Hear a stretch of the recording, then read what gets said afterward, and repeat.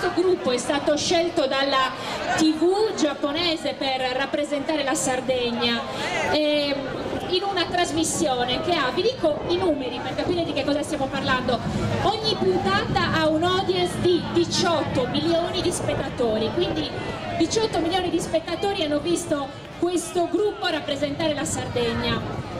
L'attrice comica che si chiama Imoto Ayako è riuscita a vincere la sfida? No, perché la sfida era: anche io scalza farò questo ballo e il bicchierino di vernaccia non mi cadrà.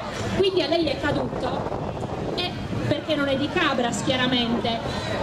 Speriamo che presto possiate andare anche voi in Giappone per portare la vostra bravura e i vostri colori. Il prossimo ballo che il gruppo Gli Scalzi di Cabras eseguirà qui sul palco è Suballu de Sarroda, con una coreografia appunto che ricorda le ruote. Il gruppo folk Gli Scalzi di Cabras con Suballu de Sarroda, accompagnato sempre da Stefano Pinna.